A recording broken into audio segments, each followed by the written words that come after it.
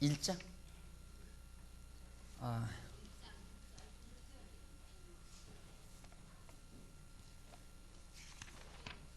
1장 6절 맞죠?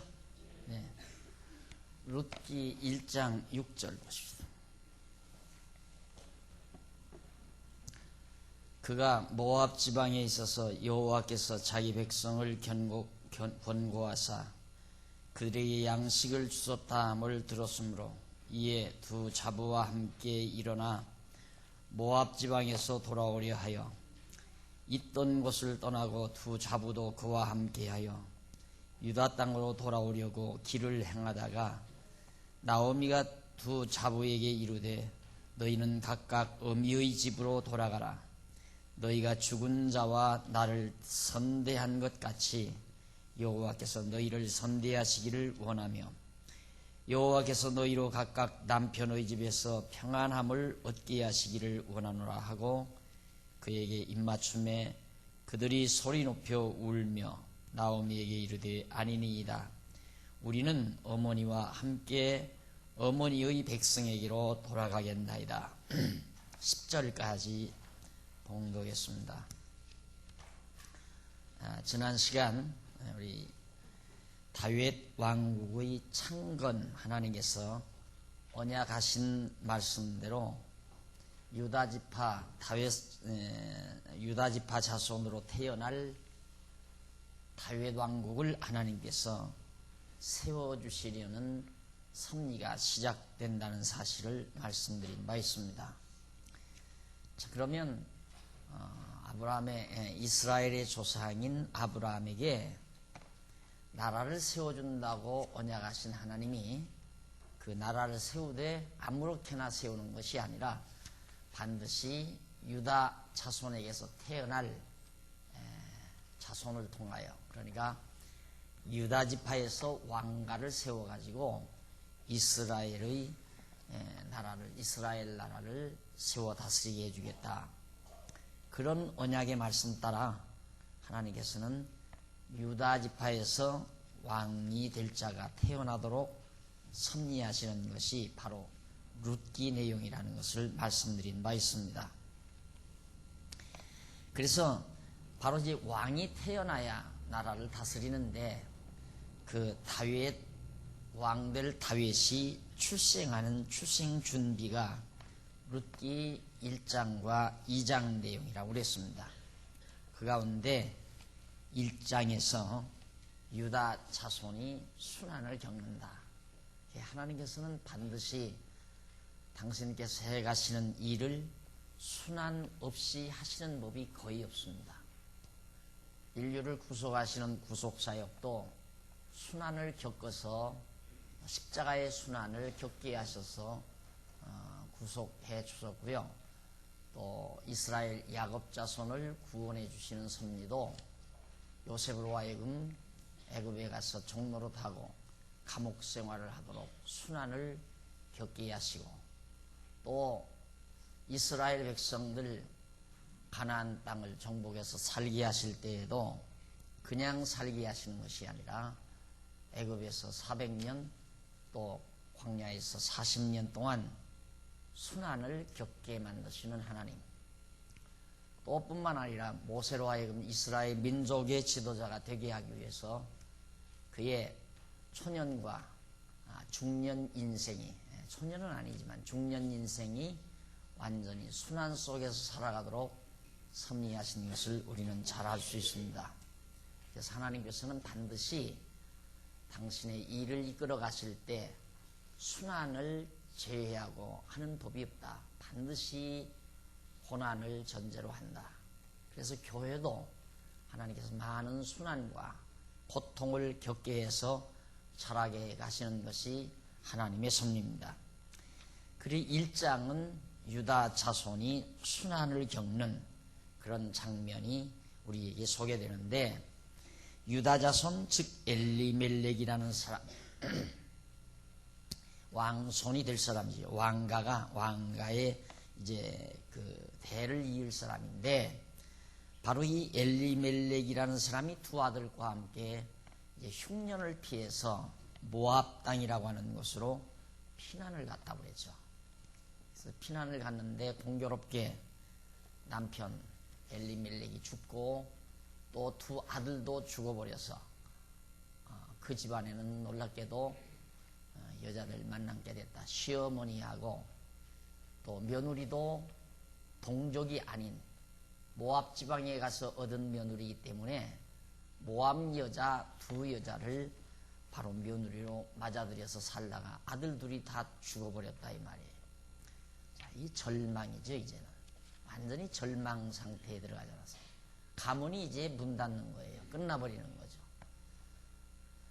자, 그런데 어떻게 하나님께서는 그런 어려움 속에서 다윗이 출생하게 만드시나?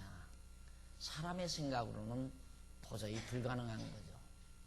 남자가 없는데 어떻게 태어나요? 안 그래요? 남편도 죽고 아들들도 죽어버렸는데 이제는 가문 문 닫아버려야죠. 이렇게 절망할 수밖에 없는 상황까지 하나님께서 이끌어 가십니다.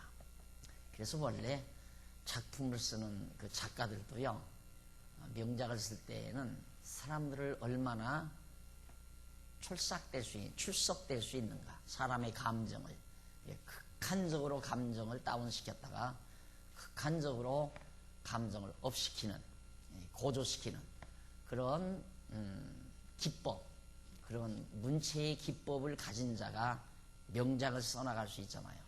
드라마를 써도 그렇고 영화 작가, 그 내용, 작품을 써도 그렇고 각본을 써도 그렇고 모든 문학 작품들이 그처럼 극한적인 절망과 극한적인 아주 또 회복 이런 것들을 통하여 인간의 감정을 오르락 내리락 하도록 만드는 그런 작업이 바로 문학의 커다란 한 요소로 등장하는 것처럼 하나님께서도 인류 역사를 섭리해 가실 때, 또 하나님의 백성들의 역사를 섭리해 가실 때 평탄하게라는 것은 절대 하지 아니하신다. 그래서 아주 극한적으로 낮아지게 하시고 극한적으로 또 높아지게 하시고 극한적으로 우리들을 고통당하게 하시고 또 기쁨을 주시고 이런 과정들을 통하여 하나님의 능력의 영광을 드러내시는 섭리를 우리들이 찾아볼 수가 있습니다. 그래서 이 이스라엘의 왕이 될 자가 태어나는, 다윗이 태어나는 장면도 순탄하게 태어나게 하지 않는다. 그래서 이제 봉독해드린 6절로부터 10절까지 우리가 읽어봤습니다만은 내용은 그거예요. 자, 시어머니 나오미가 가만히 생각해 보니까 이제는 아들도 다 죽어버리고 자기 남편도 죽었으니 아무런 소망이 없잖아요. 그러니 자기 아들들만 바라보고 시집온 며느리들이 측은하게 생각이 된 거예요. 그래서 시어머니 나오미가 며느리들에게 너희들은 차라리 이제 친정으로 돌아가라. 아무 소망이 없지 않느냐. 나야 나 늙었다 하지만은 너희들은 앞길이 있는 여자들인데 구태여 내 곁에서 이렇게 정말 초라하게 늙어 죽을 필요가 뭐 있느냐. 친정으로 돌아가서 다시 좋은 사람 있으면 만나서 가정을 이루어 살도록 해라 하는 뜻으로 바로 두 며느리를 향해서 친정으로 돌아가라고 권면한 내용입니다. 그 권면을 듣자 이 며느리들이 이제 거기 이제 말하기를 10절에서 나오죠. 그들에게 이제 그 시어머니가 며느리들에게 입을 맞추며 울면서 권면을 하니까 나오미에게 이르되 10절 아니니이다. 그럴 수 없습니다. 이 말이죠. 우리는 어머니와 함께 어머니의 백성에게로 돌아가겠습니다. 그런 얘기예요. 이것을 일반적인 이제 주석가들은, 보편적인 교사들은 이것을 하나의 효행의 입장에서, 며느리가 시어머니에게 대한 효행의 입장에서 그걸 바라본 거예요. 그러니까 이게 어떤 글을 볼 때에도 어느 입장으로 보느냐가 굉장히 중요한 겁니다. 자, 이런 말을 드리면 여러분들은 그러면 지금까지 내가 공부해 온 것도 결국 박 목사가 성경을 보는 입장으로 공부해 왔구나. 그러면 나는 좀 또 다른 입장에서 성경을 보고 싶다. 이런 유혹을 받을지 몰라요. 그런 유혹 받는 거야 내가 어떻게 말리겠습니까마는 저는 내 입장에서 본 게 아니에요. 만약에 내가 성경을 모른다면 내가 내 입장에서 보죠. 그런데 성경의 내용을 알고 보니까 내 입장에서 볼 성경의 내용이 아니더라고요. 성경은 성경 본래가 가지고 있는 성경 본래의 입장이 있어요. 그러니까 성경이 가지고 있는 그 내용을 하나의 보는 시각으로 해서 성경을 보는 관으로 해서 성경을 보아나가야 된다. 개개인이 자기가 살고 있는 문화권이나 자기의 어떤 지적 능력이나 자기의 상황을 거기에 빗대서 예를 들면 오늘 어버이날입니다. 예를 들면 오늘이 어버이주일이다. 그런데 내가 설교를 해야 되겠는데 어버이주일날 무슨 설교를 할까 생각을 하다가 그 나오미의 며느리 두 며느리가 정말 착한 며느리더라. 그 시어머니에게 얼마나 효성스럽게 신랑도 다 죽었는데 끝까지 시집 와가지고 홀로 된 시어머니를 봉양하려고 하는 그 갸륵한 마음. 이것이 오늘 설교의 주제가 되면 참 좋겠다. 이게 내가 보는 성경에 대한 입장이에요. 쉽게 말하면. 이제 그런 것들이 오늘날 한국교회 강단을 대부분 점유하고 있습니다. 그러니까 목사님들은 대부분 그래요. 오늘 주일날 설교 마치잖아요. 그럼 그 다음 딱 주일날 설교 딱 마치면 홀가분 하자마자 월요일날 잠깐 쉬지요. 그래서 월요일날은 목사님들의 휴일이라고 되게 그렇게 얘기를 해요. 그러면 화요일부터 짓누르는 것이 뭐냐면 다음 주일 설교는 뭘로 할까? 그게 가장 고통스러운 목사님들의 고충이란 말입니다. 그러니까 오죽하면 메신저 뱅크가 다 생겼으려고요. 다시 말해서 설교은행이 다 생겼어요. 설교은행. 그래서 돈만 입금시키면 설교은행에서 설교 원본이 딱 날라와요. 그래가지고 과거에는 이렇게 인쇄체로 날라왔는데 그게 이제 어느 목사님들이 장로님들한테 들켰대요. 그러니까 우리 목사님 남의 설교 한다. 그게 들켜가지고 문제가 되니까 은행이 잘 돈벌이가 안 되잖아요. 그러니까 요즘에는 필기체고 왜 꼽을 그냥 어눌하게 쓴 글자체 있죠. 그런 걸로 해서 보낸답니다. 요즘에는. 그러니까 이건 목사님이 친히 써가지고 하는 거구나. 이런 식. 그만큼 설교가 힘들고 부담스럽다 이 말이죠. 왜? 그때그때 입장에서 바라보고 성경 본문을 골라야 되니까 어버이날에는 어버이날에 맞게 성경 본문을 택해야 되고 어린이날은 어린이날답게 택해야 되고 성탄절에는 성탄절 맞게 택해야 되고 계절에는 계절에 맞게 설교를 택해서 성도들에게 어필시킬 수 있도록 설교를 해야 되니까. 그러니까 그런 목적을 가지고 목적이 다양하잖아요. 그러니까 설교하는 목적이 다양하단 말입니다. 어버이날에는 어버이날에 맞게 거기에 해당되는 설교를 해야 되니까 거기에 해당되는 것은 효성에 대한 것 아니겠어요? 그러니까 자녀들아 너희가 부모에게 순종하라 이것이 옳으니라 이런 본문을 한번 지난해에 썼단 말입니다. 그런데 금년에 또 써버리면 기억력 좋은 젊은 사람은 목사님 작년에 아들만 또 하네 이런다 이 말이에요. 그러니까 그것과는 아닌 다른 것을 골라야 되니까 얼마나 힘들어요. 그러니까 이런 데 생각이 나면 여러분 보십시오. 남편도 죽었습니다. 시아버지도 죽었습니다. 여자들만 남았습니다. 소망이 없습니다. 그런데도 시어머니에게 효성 다해서 그가 축복받아 잘 살았습니다. 그러니 여러분 효성하고 사십시오. 이게 이제 설교의 패턴이라 이 말이에요. 그런데 저는 설교하기가 가장 쉬운 게 뭐냐면 저는 입이 아프고 시간이 모자라서 못하지. 입이 아프고 시간이 모자라서 못하잖아요. 또 세상 쉽고요. 입만 안 아프면 쉽지요. 왜 쉬운가? 10년을 하든 20년을 하든 강의를 하는 목적이 딱 하나밖에는 없어요. 딱 하나밖에. 그 하나가 뭡니까? 하나님 살아계십니다. 하나님 여호와 살아계십니다. 하나님은 여호와입니다. 살아계십니다. 이거예요. 그분은 전능하십니다. 신실하십니다. 그 하나님 가르쳐 드리려는 목적이 딱 하나니까 성탄절에도 똑같고 어버이날에도 똑같고 어린이날에도 똑같고 광복절에도 똑같고 추수감사절에도 똑같고 추수감사절 때는 또 추수감사절에 연보를 많이 나오게 하려니까 또 감사하는 마음을 북돋기 위해서 또 설교를 해야 되잖아요. 그러니까 또 그런 본문을 어디서 찾아내야 된다 이 말이에요. 저는 그럴 이유가 하나도 없거든요. 이유가 없어요. 그럴 필요가 없어요. 왜? 목적이 장안중앙교회를 세우는 목적도 그렇고 교회가 유지되는 목적도 하나님 살아계시다는 사실을 가르쳐 드리려는 요 목적 딱 하나니까 연보해야 되든 말든.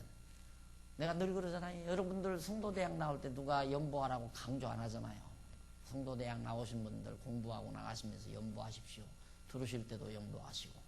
그래서 자꾸만 한때는 안내 보는 분들이 목사님 저 문을 다 위에치 다 열어놓으니까 다 위로 들어와버리고 밑으로 안 들어와요. 연복계 때문에 밑으로 안 들어온대요. 거기 그냥 지나오기가 곤란하잖아요. 그래서 사실 내가 이 집을 설계할 때도 그게 참 고민이 많이 됐거든요. 사람들이 연보하기를 근본적으로 싫어하는데 꼭 집은 이런 방법으로 지어야 되겠는데 연복교회는 그렇다고 해서 세 군데다 다 놓을 수는 없단 말이에요.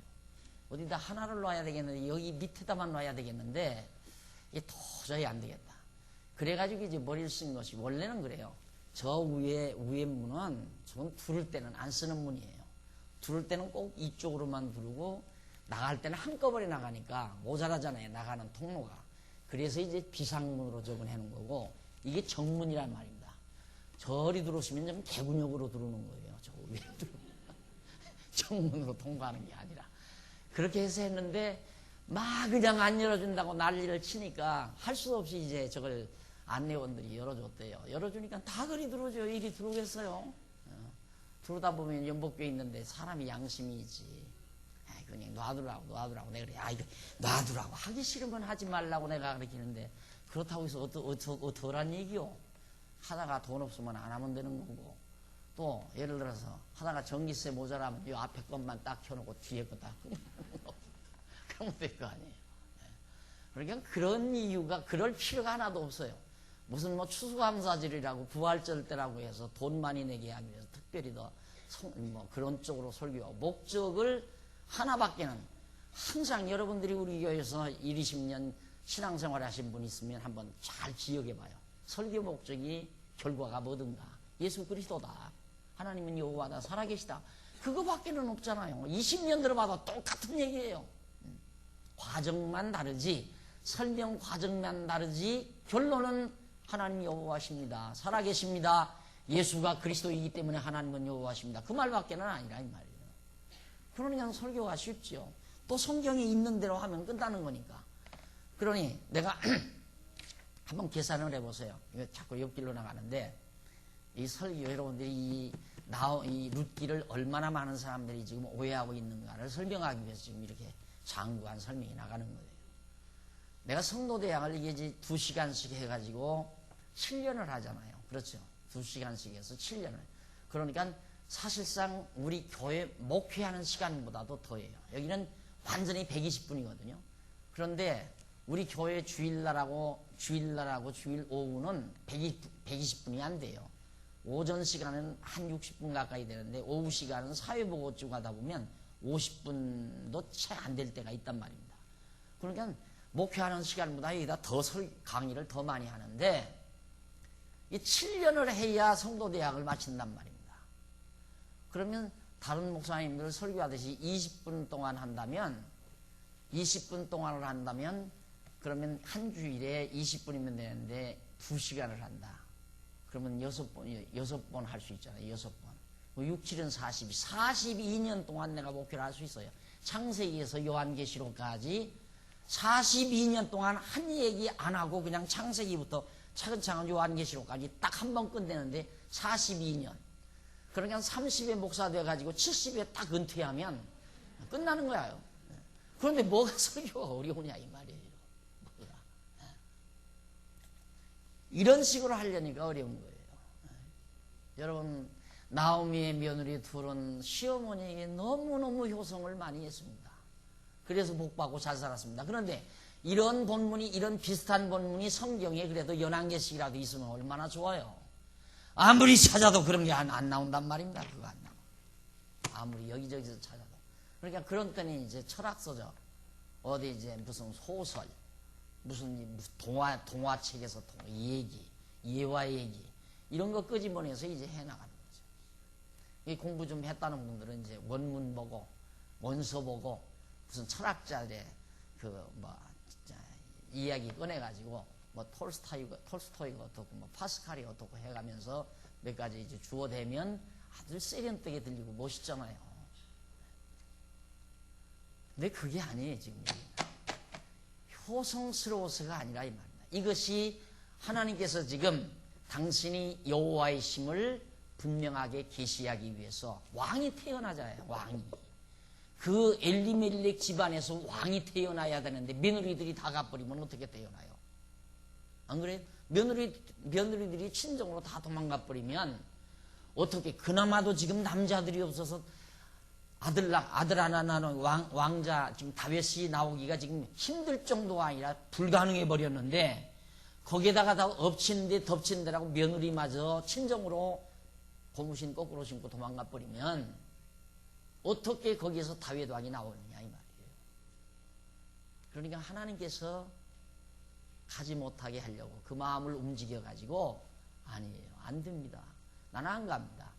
나는 어머니 백성에게로 나 돌아갈랍니다. 어머니가 예루살렘으로, 베들레헴으로 어머니가 돌아가시면 나도 어머니 따라서 그냥, 어차피 내 이 집 구석에 내가 시집으로 온 사람인데 그냥 이 집에서 살다가 죽을랍니다 이 말이에요.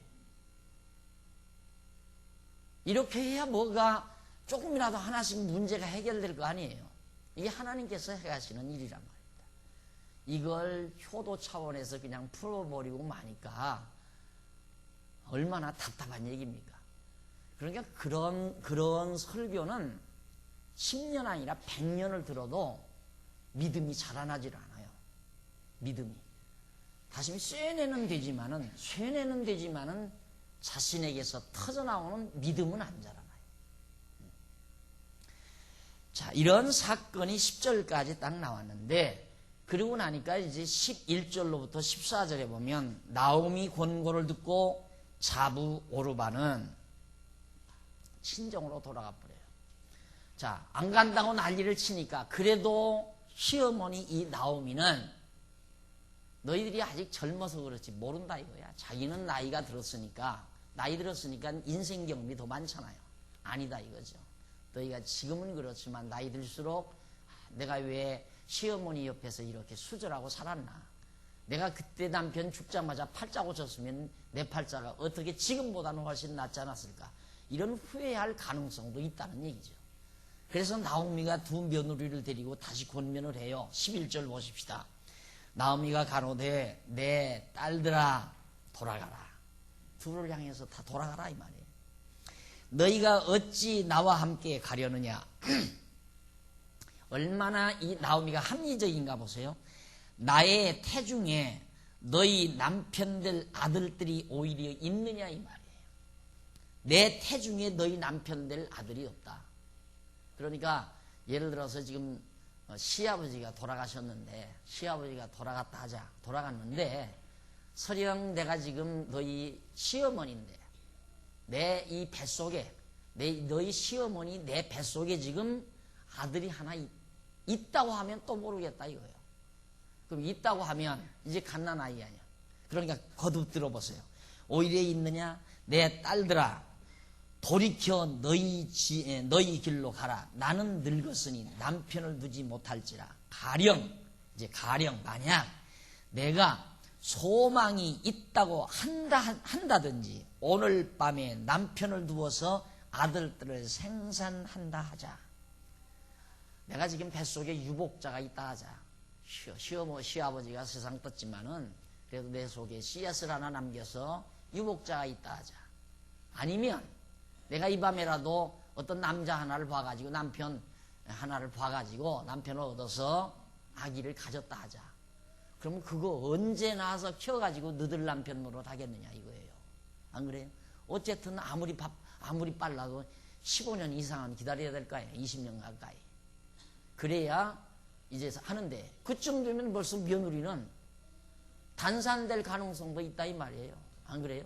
한 50이면 40된 내지 한 50이면 단산돼 50동도 있다고는 하지만은 단산돼 버리면 불가능하지 않느냐 이거예요. 그러니까 이래 따져도 저래 따져도 도저히 불가능하니까 가라 이 말이에요. 가. 뭐 때문에 내 곁에 있으려고 하느냐.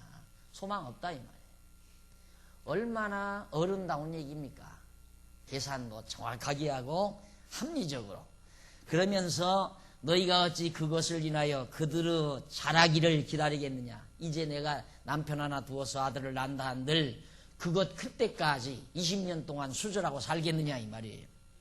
어찌 그것을 인하여 남편 두기를 멈추겠느냐. 내 딸들아 그렇지 아니하니라. 여호와의 손이 나를 치셨으므로 하나님께서 나를 쳐서 내 남편도 데려가고 내 아들들도 다 데려가 버리셨으니까 안 된다 이 말이에요. 이제 소망 없다. 가라. 나는 너희로 인하여 더욱 마음이 아프도다.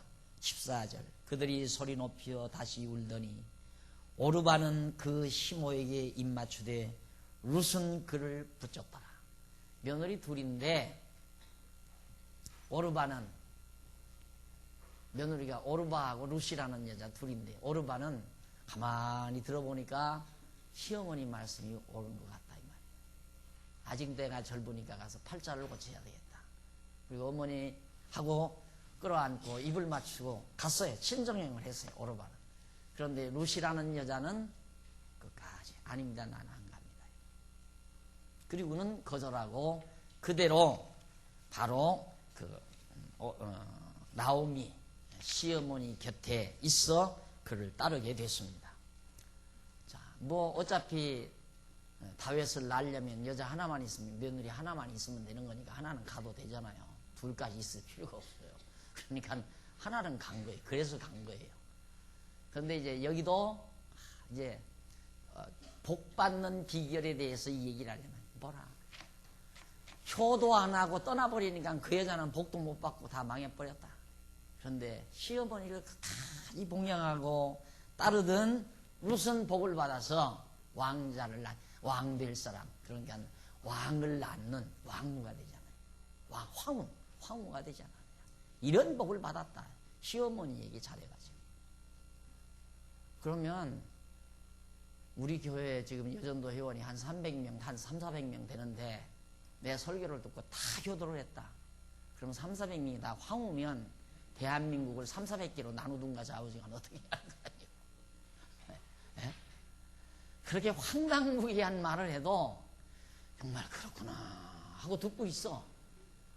아니 초등학교만 제대로 나왔어도 산수라고 그러잖아요. 산수를 할 수 있을 거 아니에요. 하나에다 둘 보태면 셋이라는 건 알 거 아니야. 뭐 복잡한 논리는 모르더라도 하나에다 둘 보태면 셋이라는 건 알 수 있을 거란 말입니다. 그러면 그런 설교 들으면 하나에다 둘 보태면 셋이라는 거 알 수 있는 머리만 가져도 야 저건 황당무계한 얘기다. 그럼 우리가 다 효도했다 하자. 그러면 전부 황후가 한 300~400명 될 판인데 어디 가서 황후 노릇하느냐. 전 세계를 다 정복해서 해도 전 세계 나라가 뭐 150개 국가인가 밖에 안 된대요. 그러니까 그런 설교는 하나 많아요. 할 필요도 없는 거고. 안 그래요? 많아도 걱정이. 많으면 나라가 다 갈라지고 전쟁이 일어나고 난리야. 황후가 많으면. 그런 엉터리 같은 설교를 하는데도 오늘 하나님 말씀 듣고 은혜 받았다 이거죠. 그래서 한국교회가 다 윤리종교, 도덕종교, 유교나 불교나 비슷한 종교. 그래서 요즘에는 다 통합하자고 그러잖아요. 종교 통합하자. 다 유교하고도 불교하고도 다 통합하자. 그래서 요즘에는 목사님들하고 중님들하고 그 다음 이제 향교 그 뿔딱지 쓴 양반들 그런 양반들하고 또 뭐 별하별 양반들 다 같이 만나서 미사도 드리고 예배도 드리고 편지 따해요. 요즘에는 전혀 달라요. 전혀. 자, 이래서 이제 며느리 하나가 돌아가 버리고 말았는데 15절 보십시다. 자부인 모함 여자 룻은 나오미를 따르겠다고 단단히 결심하는 내용이 15절부터 나와요. 나오미가 또 가로되 시어머니가 가로되 보라 네 동서는 같다 이 말이에요. 네 동서는 그 백성과 그 신에게로 돌아가나니 너도 동서를 따라 돌아가라. 룻이 가로되 야 너 동서 같지 않느냐. 그러니 너도 동서 따라 너도 너희 친정집으로 가라. 시어머니가 그렇게 권면하니까 16절 룻이 가로되 나로 어머니를 떠나며 어머니를 따르지 말고 돌아가라 강권하지 마옵소서. 어머니께서 가시는 곳에 나도 가고 어머니께서 유숙하시는 곳에서 나도 유숙하겠나이다. 어머니의 백성이 나의 백성이 되고 어머니의 하나님이 나의 하나님이 되리니 어머니께서 죽으시는 곳에서 나도 죽어 거기 장사될 것이라. 만일 내가 죽는 일 위에 어머니와 떠나면 여호와께서 내게 벌을 내리시고 더 내리시기를 원하나이다. 나오미가 룻스 자기와 함께 가기를 굳게 결심함을 보고 그에게 말하기를 그칩니다. 참 대단하죠.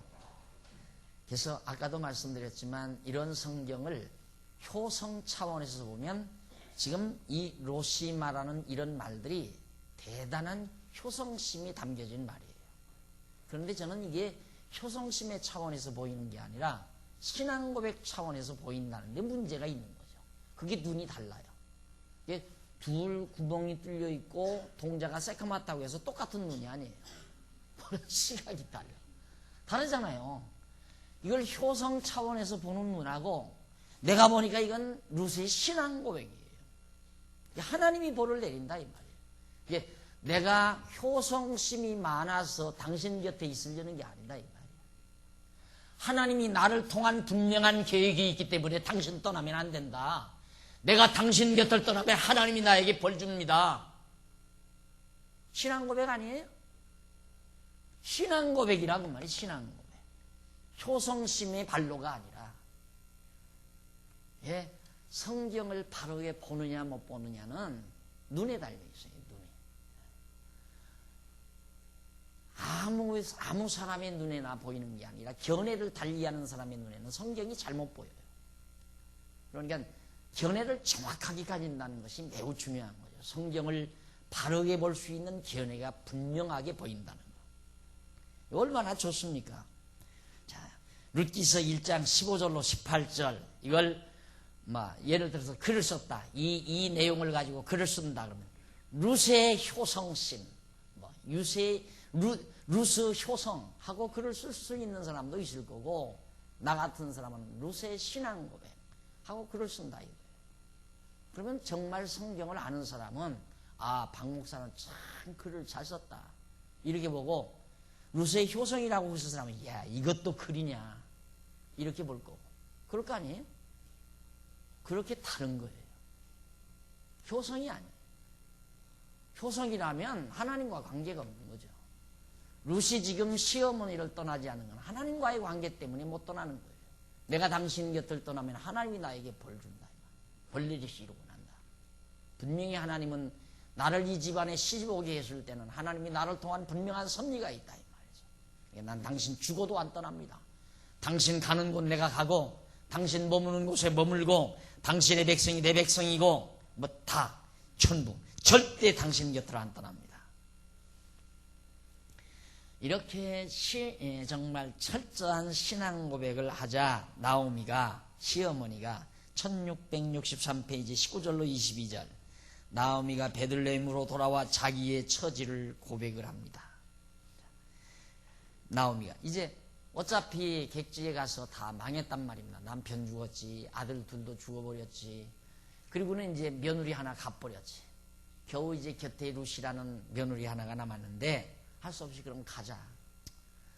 네가 죽어도 나를 안 떠난다니까 그러면 나하고 같이 가자 해서 나오미가 자기 며느리 룻을 데리고 고향 땅 베들레헴으로 다시 흉년이 끝이니까 이제 돌아온 거예요. 19절 이에 그 두 사람이 행하여 베들레헴까지 이르니라. 베들레헴에 이를 때 온 성읍이 그를 인하여 떠들며 이르기를 이가 나오미냐 하는지라. 나오미가 그들에게 이르되 나를 나오미라 칭하지 말고 마라라 칭하라. 이는 전능자가 나를 심히 괴롭게 하였습니다. 내가 풍족하게 나갔더니 여호와께서 나로 비어 돌아오게 하셨느니라. 여호와께서 나를 징벌하셨고 전능자가 나를 괴롭게 하셨거늘 너희가 어찌 나를 나오미라 칭하느냐 하니라. 나오미가 모압 지방에서 그 자부 모압 여인 룻과 함께 돌아왔는데 그들이 보리 추수 시작할 때에 베들레헴에 이르니라. 그러니까 그들이 보리 여인 룻과 함께 돌아왔는데 언제? 나오미가 모압 지방에서 그 자부 모압 여인 룻과 함께 돌아왔는데 그들이 보리 추수 시작할 때에 보리가 이제 보리를 거두어 드릴 때 마침 이제 도착을 했다. 나갈 때는 흉년 들어서 나갔는데, 내 사람이 고향을 떠나서 고향을 다시 찾을 때에는 여유만만하게 들어와야 되잖아요. 그렇죠? 성공해서 돌아요. 성공해서 그렇게 돌아와야 되는데, 그만 이 룻은 나오미는 고향을 떠나가지고 완전히 망해가지고 돌아온 거예요. 망할 정도가 아니라 집안이 완전히 다 폐가망신이 돼버린 거예요. 폐가가 돼버린 거예요. 그리고 돌아왔는데 백성들은 이제 거기 고향 사람들은 야 나오미가 온다더라 하니까 다 마중을 나갔을 거 아니에요. 당신이 나오미냐? 신랑은 어디 갔느냐? 아들들은 어떻고? 얼마나 괴로웠겠어요. 그러니까 나 나오미라고 하지 말아라. 내가 나가서 지금 아들들도 죽이고 하나님께 벌 받아서 남편도 다 죽어버리고 망하고 돌아온 이 고통 많은 여인을 향해서 나오미라 하지 말라. 왜? 나오미라는 말은 희락이라는 뜻이에요. 그 밑에 나오죠. 히브리어 하나 1664페이지 그 본문 여섯째 일곱째 줄 앞부분에 보시면 나오미 나와요. 거기 보면 나오미라는 이름이 희락이라는 뜻이에요. 희락, 기쁨. 그런데 나오미라고 하지 말고 마라라 해라. 마라 쓴물이라고 해야 하죠. 마라에서 쓴물 나오죠. 거기 마라라는 이름은 괴로움, 쓰다 괴롭다, 쓸 꽃자 괴롭다 이 말이에요. 내가 괴로운 여자인데 왜 나오미라고 날 부르느냐. 그러면서 결국 이 나오미가 며느리 하나를 데리고 흉년이 끝나고 가뭄이 끝나고 이제 겨우 보리삭이 잘 익어서 여물어서 거두어 드릴 무렵에 고향을 다시 찾게 된 겁니다. 자, 이쯤 돼진 상태에서 일단은 1장에서 순환이었죠. 1장이 바로 유다 자손의 순환이었어요. 자, 2장에 넘어가면 1665페이지 양쪽 가로 2번 유다 자손의 보호입니다. 순환과 보호.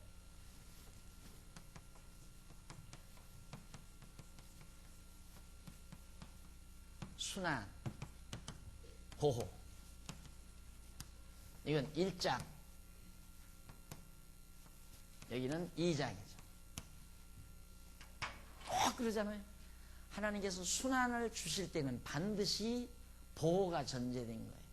보호하시려고 순환을 주는 거예요. 순환이 왔기 때문에 보호를 하는 게 아니라 이 말이 전혀 다른 겁니다. 순환을 당했기 때문에 보호하는 게 아니라 보호하기 위해서 순환을 준 거예요. 성전이 무너졌기 때문에 다시 세워주는 게 아니라 다시 세워주려고 성전을 무너뜨린 거예요. 내가 망했기 때문에 복을 주어서 다시 흥하게 하는 게 아니라 흥하게 하시려고 망하게 하시는 거라 이 말이에요. 그게 다른 거예요. 하나님을 아는 사람은 망할 때 아하 하나님이 흥하게 하려고 망하게 하시는구나. 그게 믿는 것이, 그게 확신하는 것이 하나님 믿고 사는 사람이고, 하나님 모르는 사람은 망하게 되면, 살다가 망하게 되면 아이고 이제는 망했다, 죽어야 되겠다, 자살해야 되겠다, 죽어버려야 되겠다, 절망이다, 이걸로 끝나는 거죠. 이거 얼마나 달라요. 사고방식이 전혀 달라요. 망하면 하나님께서 나를 망하게 하면 흥하게 하시려고 망한다, 망하게 하시는구나. 그러니까 내가 늘 그러잖아요. 절망적일 때 우리는 가장 소망적이라고. 절망적인 상황이 아니면 소망이 필요 없죠. 소망이 없는 사람이에요. 절망적 상황 속에서 우리에게는 소망이 와요. 하나님께서 이렇게 딱 유다 자손에게 엄청난 순환 아니에요. 흉년 주었죠. 환경적으로는 고향을 떠나야 살아요. 흉년 주었죠. 고향을 떠나야 되는 이런, 이 고향을 떠나서 갔다가 가장 남편이 죽어버렸어요. 다음 가정을 이어갈 가문을 이어갈 아들 둘이 몽땅 다 죽어버렸어요. 끝났잖아요. 이런 순환이 어디 있어요? 그런데 하나님께서 유다 자손을 보호를 해요. 어떻게 보호하시나 궁금하시죠? 지난번 여기서 끝을 내야 하는데, 그러죠? 여기서 딱 끝내놓고 어떻게 보호하시나, 이게 궁금하실 거예요. 이제부터 한번 공부하십니다. 어떻게 하나님께서 보호하시는가. 2장 1절로 3절. 룻이 엘리멜렉의 친척 보아스의 밭에서 이삭을 죽게 만들어요. 참 처량합니다. 자, 돌아왔는데 농사를 안 지었잖아요. 보리를 거둘 때 돌아왔으니까 자기는 씨앗 뿌린 것이 없잖아요. 나오미는. 그러니까 돌아오려면 차라리 이른 봄에 씨앗 뿌릴 때, 그때 돌아와서 씨앗 뿌릴 때 같이 뿌렸어야 먹고 살지요. 그런데 다른 사람은 다 씨앗 뿌려서 다 곡식을 거두는데, 그런데 나오미는 다 망하고 며느리 하나, 고집 센 며느리 하나 데리고서 지금 돌아왔는데 아무것도 없다 이 말이야. 아무것도. 아무리 비가 많이 와서도 씨를 안 뿌려놨으니 무슨 필요가 있어요. 그런데 바로 룻이 엘리멜렉의 친척이 하나 있었는데 보아스라는 사람이에요.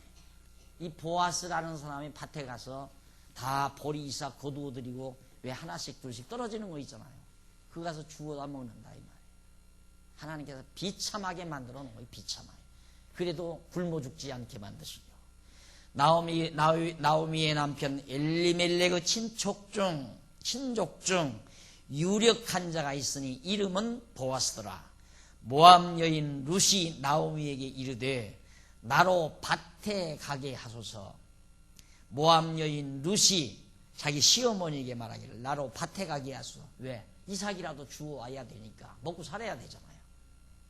내가 네게 은혜를 입으면 그를 따라서 이삭을 줍겠나이다. 나오미가 그에게 이르되 내 따라 갈지어다 하매 룻이 가서 베는 자를 따라 밭에서 이삭을 줍는데 거기 보면 우연이란 말이 나와요. 우연히. 전혀 어울리지 않는 말이죠. 우연히. 성경에는 전혀 어울리지 않는 말이에요. 근데 좌우지간 성경이 우연이란 말이 있어요. 우연히 엘리멜렉의 친족 보아스에게 속한 밭에 이르더라. 엘리멜렉의 친족 보아스에게 속한 밭에 이르더라. 가장 가까운 친척이에요, 보아스가. 그런데 모압에서 온 여자가 친척의 밭을 어떻게 알겠어요? 안 그래요? 그러니까 여기서 우연이란 말은 바로 룻의 입장에서 하는 말이에요. 룻이라는 여자 입장에서 자기는 뭐 어디 찾아간 것도 아니에요.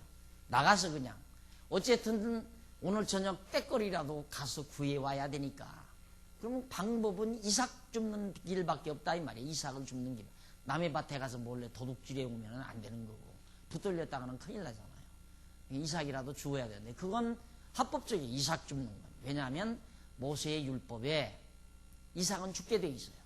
그리고 그 거두는 자에게, 수확하는 자에게 절대 밭 주인이 곡식을 거두고 땅에 떨어진 것 주워가지 못하게 돼 있어요. 땅에 떨어진 건 그냥 놔둬라.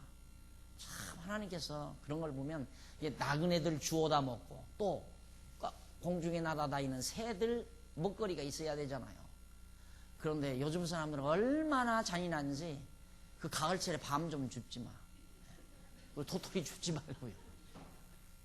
그 떨어지는 건 다 다람쥐 먹게 다 하나님께서 다 그래 놓은 건데 밤나물 왜 이 감나무 저 산에 도토리 나무 왜 그랬겠어요? 하나님께서 다 그 다람쥐 먹여 살리려고 그렇게 해놓은 건데 그걸 전부 사람들이 가서 다 주워다 먹어버리니까 이 산에도 그래 다람쥐가 한 마리도 없어요. 이 산에 돌아다니고 있어요. 얼마나 죽어갔는지. 하나님께서 그렇게 배려를 해서 이삭 못 죽게 했단 말입니다. 그리고 이제 이삭만 못 죽게 하는 게 아니라 밭을 다 이렇게 보리를 베우서 저쪽 한쪽 구석에 좀 남겨놓으라 이 말이에요. 남겨놓아라. 그리고 주먹에서 이렇게 하다가 떨어지는 거 절대 도로 줍지 말라. 왜? 저런 이제 룻과 같은 저런 여자들, 나그네들, 가난한 사람들 주워다 먹게 그렇게 하라고 말이에요. 그게 율법에 벌써 이미 딱 하나님께서 모세를 통하여.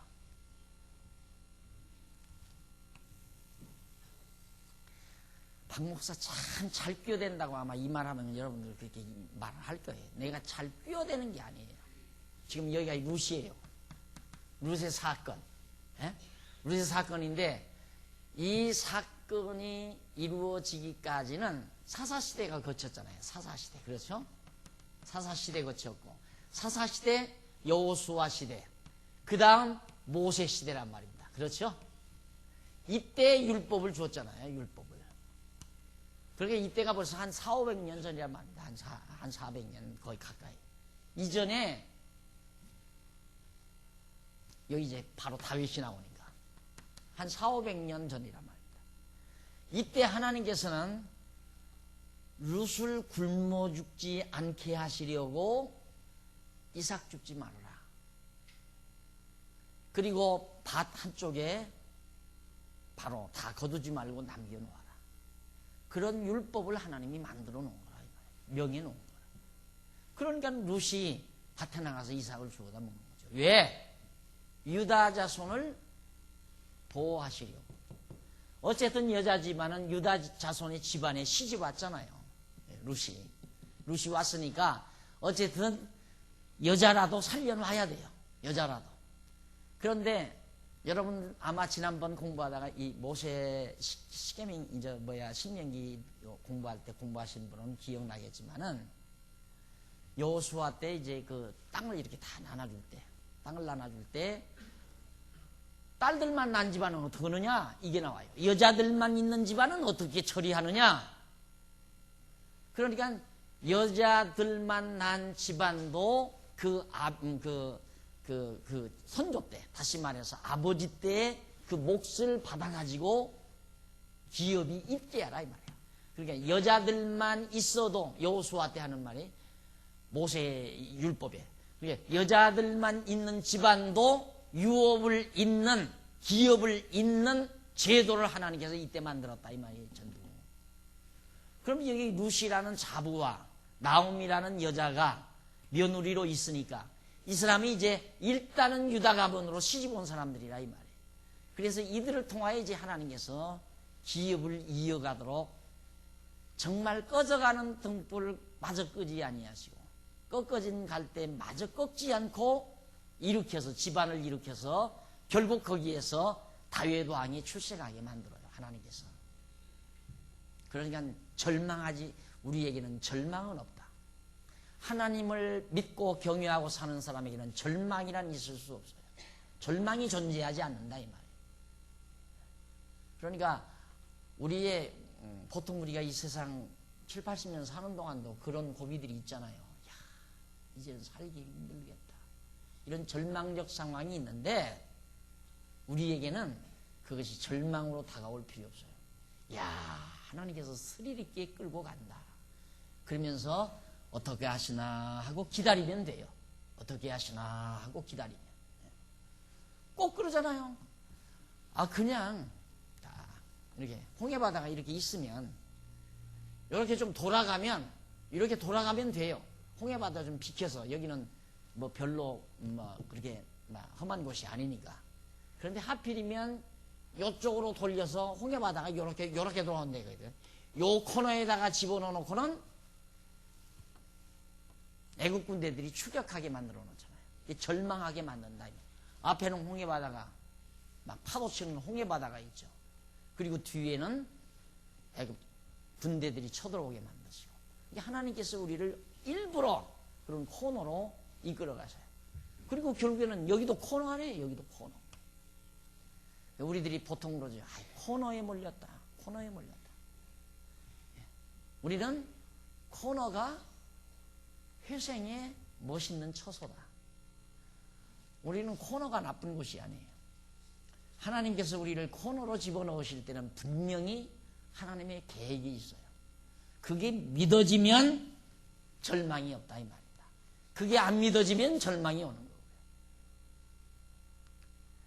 하나님께서 이처럼 완전히 집안 다 끝나는 줄 알았는데 벌써 그 집안을 살려낼 모든 조건을 모세 때에 다 준비해 놓고 지금 이런 코너로 몰아넣고는 하나님께서 회생을 시킨다 이 말이에요. 이게 하나님이 하시는, 왜 그렇게 하시는가? 하나님이 하신다는 것을 깨닫게 하기 위해 있는 거라고 그랬잖아요. 하필이면 어떻게 가는데 엘리멜렉 친족 보아스의 밭으로 가서 이삭을 죽을 게 뭐예요? 그것이 루세 입장에서는 우연이지만 루세 입장으로 말할 때에는 우리가 성경적인 입장에서 하나님의 경륜 속에서 볼 때는 하나님의 계획된 섭리죠. 작정된 섭리. 하나님의 작정된 섭리대로 되는 거예요. 사람의 입장에서 볼 때는 우연히 그 사람 만나가지고 그 사람한테 그만 말 듣고는 내가 투자했다가 몽땅 망했다고. 그 우연히 만나는 게 아니에요. 하나님의 계획된 섭리지. 내가 우연히 그 사람 만나가지고 얘기 듣고는 투자했더니만 이렇게 내가 그 땅에다 투자해서 내가 오늘 이렇게 부자가 됐다. 우연히가 어디 있어요, 우연히가. 다 하나님께서 섭리가 하는 거죠. 알았어요. 자고할 거 없어요. 자고할 거. 하나님께서 망하게 하려면 또 이상하게 믿어져요, 또 그런 사람은. 또 이상하게. 야, 정말. 확신이 가고. 그 사람 말 듣면 확신이 가고. 나 같은 사람도 돈 1000만 원을 떼본 경험이 있는 사람이니까. 돈을 1000만, 생돈 1000만 원을 발칵 떼버린. 굉장한 공부를 했죠. 1000만 원이 뭐, 초기에는 완전히 다 날려버렸고, 선배가 빌려준 돈 완전히 몽땅 다 날려버렸고, 선배가 빌려준 돈을 다 날려버렸으니까 완전히 빚쟁이가 돼버렸잖아요. 하나님께서 우연히 사람 만나게 하고 또 그 사람 말 듣고 열심히 믿어지게 만들고 그렇게 해서 거래하게 만들어서 홀랑 다 날아가 버리게 만들었어요. 우연히 사람 만나게 해서 또 길이 열리고. 이것이 다 사람 보기에는 우연이지만 어디가 우연이에요? 계획된 게 아니에요. 여기서부터 다 계획 다 해놓은 건데. 가까운 친척을 만나야 살아요. 여자만 있는 집이 대를 이으려면은 가까운 친척이 바로 이어가게 돼 있어요, 대를. 그 대를. 완전히. 그러니까 하나님 앞에는 절대라는 게 없어요. 절대라는 게. 끊겨지는 게 없다, 이 말이에요. 대가 끊겨지는 건 없다.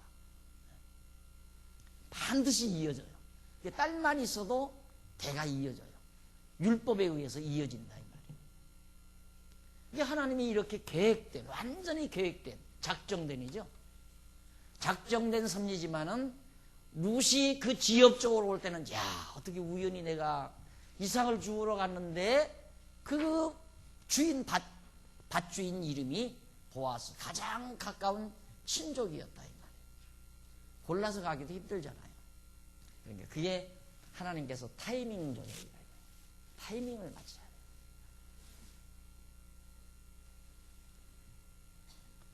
그러니까 여기서 참 뭐 소설책 쓰듯이 딱 도착했는데 바로 보리 추수 시작할 때, 성경을 여러분들이 상고할 때, 성경을 상고할 때 이게 굉장히 중요해요. 때자가 나오면 눈을 번쩍 뜨란 말입니다. 때가 나오면 번쩍 눈을 떠요. 하나님께서 왜 역사는 때와 관계 있잖아요. 타이밍과 관계가 있네. 역사라고 하는 것은 전부 시간과 관계 있는 거예요. 때가 참에 예수가 오셨다. 이 때, 여기도 보리벨 때가 왜 그렇게 중요한가? 하나님께서 계획된 대로 보리삭 죽게 하려니까 보리비를 떼와야 되잖아. 그렇죠? 그런데 하필이면 또 왜 거기 가까운 친척에 왔느냐 이 말이야. 우연히가 아니라 완전히 하나님의 작정된 섭리 속에서 이루어지는 것이다. 그러니 여러분, 쓸데없는 공상 무슨 필요가 있어요? 밤새껏 쓸데없는 공상하고 아침 일어나면 아침밥 맛이 없어요. 오늘은 막내 아이가 아침밥을 오랜만에 일찍 일어나서 나하고 밥상 같이 만나서 날 밥 먹는 것을 보더니만, 아빠, 왜? 아빠 아침 식사 참 잘하시네요. 그럼 아침 식사 잘해야지. 아침에 다 밥맛이 없잖아요, 대부분. 근데 내가 너무 맛있게 먹으니까 아침 식사를 참 잘한대요, 나더라. 밤새껏 쓸데없는 공상 해봤댔자 밥맛만 떨어져요. 밥맛 떨어지지, 건강 나빠지지, 건강 나빠지면 약값 치료해야지, 병원 들어가면 입원비 들어가야지, 돈 벌면 뭐해요? 안 그래? 오늘 공부, 그냥 오늘 첫 시간으로 끝내지 뭐. 안 그래? 얼마나 정확하냐 이 말이에요. 하나님께서 너무너무 정확하게 계획된 대로 고향을 찾는 때도 하나님이 정해놓으시고, 만나는 가까운 친족을 만날 수 있는 장소도 하나님이 정해놓으시고, 그렇게 해서 정확하게 가까운 친족을 만나게 하시고, 이것이 살아계신 하나님께서 역사 조절을 해 나가시는, 역사 섭리를 조절해 가시는 섭리라는 것. 거기 나오죠? 1666페이지 위에 제일 상단에 보시면, 제일 상단 끝부분에 보시면, 우연이라는 말은 히브리 원문으로 와이켈 미크레이예요. 와이켈 미크레이아라는 말인데, 이는 그에게 행운이 생기게 하려고, 그에게 행운이 생기게 하려고, 생기게 하려고. 그러니까 여기 우리말로는 이런 말이 없잖아요. 행운이 생기게 하려고 하는 말은 없단 말입니다. 우리말로는 없어요. 있을 수가 없어요. 이건 히브리어법에만 있는 얘기예요. 완전히 하게 한다 이런 말들은. 그러니까 행운이 생기게, 누군가가 생기게 하는 거 아니에요. 누군가가 하게 하는 거 아니에요. 하나님께서 벌써 정말 룻에게 복을 주시려고, 왕자를 낳는 복을 있게 해 가시려고 이런 찬스를 하나님이 허락하셨다 이 말이에요.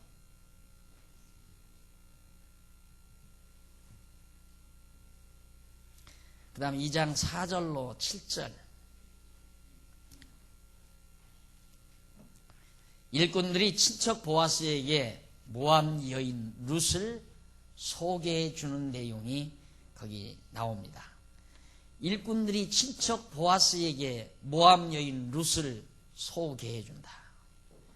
보리배에다가 보리를 일꾼들이 열심히 벨 거 아니에요? 이제 보아스의 친척의 그 일꾼들이 베는데, 어떤 여자가, 이상한 여자가, 색깔이 다르죠. 모압 여자니까 얼굴이 검티하니 색깔이 다른 그런 여자가 와서 이삭을 주니까 당연히 누구요? 그러니까 난 나오미의 며느리입니다. 여기 얼마 전 저 모압 땅에서 돌아온 나오미의 며느리입니다 하고 소개했을 거 아니에요. 그럼 여기 주워라. 이제 일꾼들이 어차피 아무가 주워가도 주워가야 되니까 이삭은, 그럼 우리 밭에서 주워라 해서 이제 거기서 죽는데 또 나오미가 나타나는 거예요. 이제 이놈들이, 일꾼들이 이 일을 제대로 하나 잘못 하나 하고 한번 관찰하기 위해서 나타났을 거 아닙니까? 또 나와서 시찰하러 나오미가 나왔는데, 나오미가 아니라 보아스가 나왔는데, 아까도 바뀌었어요? 바꿔도 그냥 옳게 들어요. 나도 헷갈려요. 차 한 잔 들고 해요, 그러면.